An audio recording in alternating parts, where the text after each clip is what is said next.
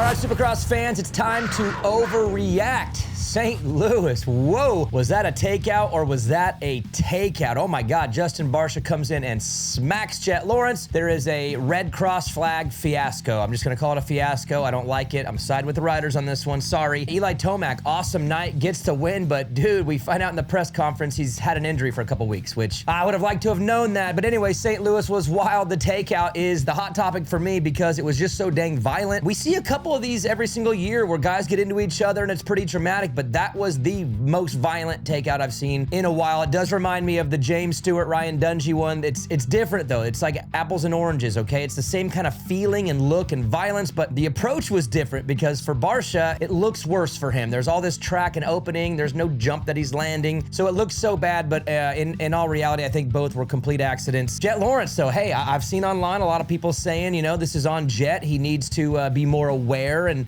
you can't cut down like that early in a Triple Crown. And in general theory, I would agree with you. Yes, every rider should be very aware when they're cutting down in a corner, and that could be on the first lap, last lap, or anywhere on the track. If you're cutting down, you run the risk of someone cutting up or moving up and hitting you. That's just part of it. So yes, every rider should be aware. Here's where I disagree though. He was clear. He had the gap. He had the room. I don't know if he knew that or just got lucky, but there was nobody there to interfere with his cut down unless you come in at 80 mile an hour. That's the only reason anything happened. I'm sorry, this is not on Jett at all. If there was a bunch of traffic there, I'd say it was on him. But there was no traffic, there was a gap, he was fine, and he was clear, and then he wasn't. So this is on Justin Barcia, but before everyone freaks out and just annihilate the guy for being him because he's him, and when you're him, yeah, you get hit harder when you hit hard. So yeah, this is on Barcia, but this is not intentional, like in any way, zero. It's crazy to even assume that 1%. No one would do that. That was so violent. It's clear as day what happened, and he admitted it, is he got spooked. He was terrified of Vince Freese. I mean, wouldn't you? I mean, who right now is watching this video and says you would be any different than Justin Barcia in that moment with the 125 to your left, knowing that he's got voodoo magic powers? Barcia just upshifted, held it wide open, looked left to make sure he was clear, looked back, and boom, smacked Jett. For being honest, this is actually all on Vince. It's all on Vince. Blame Vince, okay? 100%. Jett did nothing wrong. Barcia did nothing wrong. It's all on Vince. That's my take. But no, in reality, I'm being serious. It's not on Jett, and it is on Barcia, but it was an accident and a mistake, and he was apologetic, as you saw on camera. I saw in the pits later when he went over there to talk to him. I think it's gonna be all good. But man, what a dust up and what a smack. That was the most violent hit I've seen in a long time. Damn you, Vince. On the red cross flag, and yeah, you are Cooper Webb, you lose 2 points. You're Jett Lawrence, you lose 2 points. If you're Jason Anderson, you lose just 4, I guess. I guess that gets you every lap. But yeah, the funny part of this whole thing is it was Vince. It was Vince in between the takeoff and the landing. It's him. He's just sitting there taking points. He's magical. It's insane to me. Like, again, he's responsible for Jett's crash. He's responsible for all the points being taken. Oh, the guy is magic. But no, let's be real for a second. I don't like it. I really don't. I'm all about safety. I care about rider safety.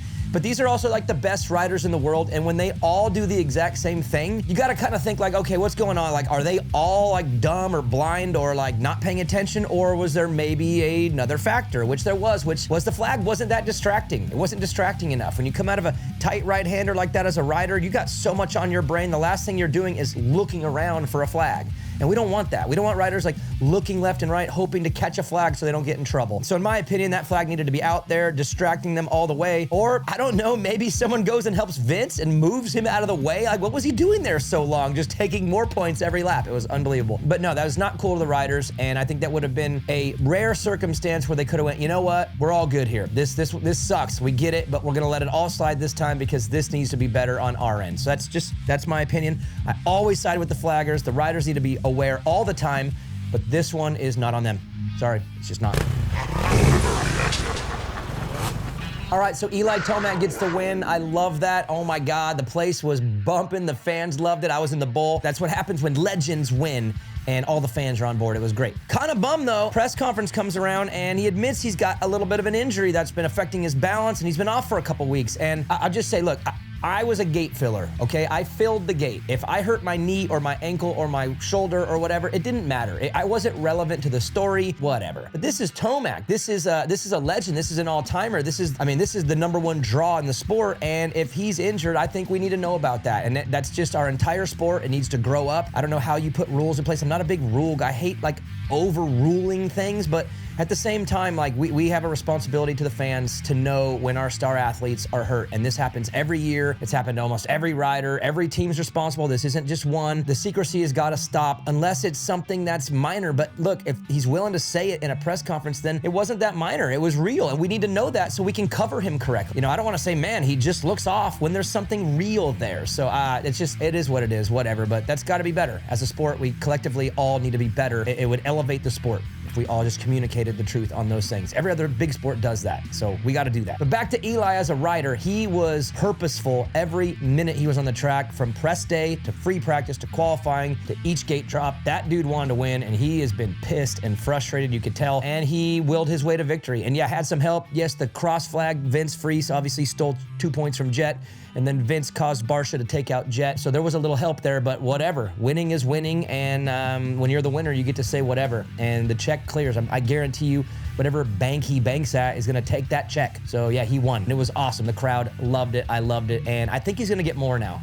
I was on the not gonna happen train. I'm on the probably gets 1 or 2 more train now. Yeah, I'm like that. I overreact. I'm emotional. Whatever.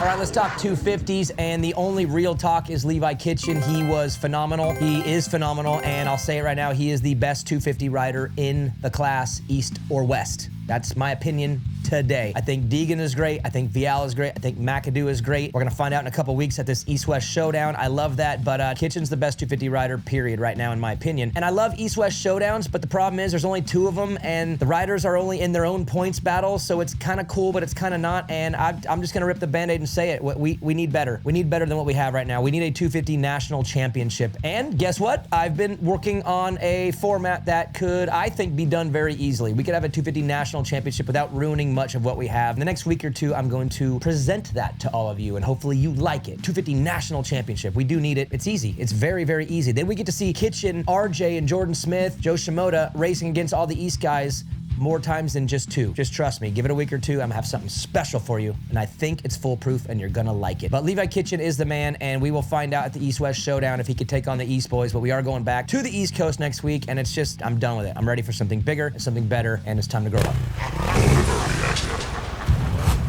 All right, last thing is the Futures race. I want to give a shout out to Kawasaki's Drew Adams. I do work for KTM, Husqvarna, and Gas. The kids in 2nd and 3rd were my riders, Landon Gibson and Cole Davies. But Drew Adams is a really sick kid. He's a good kid, and he's had a lot of pressure on him for a long time because he's a phenom, and phenoms have expectations, and the light's been on him, and it's really on him right now, and he's won 2 straight. I gotta give that kid a lot of credit for the pressure he's been able to handle and perform under. So shout out to Drew Adams. That was awesome. But how about Landon Gibson? All right, this kid is doing things way earlier than I ever expected. He just turned 15. He was 14 at Daytona a couple weeks ago. He just turned 15, got 2nd in the main event, led laps, survived, had some moments that were out of control, but it was great. He kept it together and held on for 2nd, which was great. Cole Davies, bad start and got into a bunch of mess. Finally got clear, charged up to 3rd, got another podium. And I'll tell you what, if that was a championship, if this was an actual title, and you're on the podium at all 3 races of the first 3, that's championship quality. Very happy for Cole, very proud of Cole, and very proud of Landon for getting 2nd. And again, Drew Adams, great ride, getting the win. That was dominating and earned, and you did it under the spotlight. So good job. All right, last but not least, we might be back later this week with another show. Overreaction is not just race coverage. I might overreact to something that happens in the news that comes out this week that's crazy. Might happen. So stick around later in the week and be ready for probably an overreaction to something pretty big that's coming down the pipeline. We'll see you then.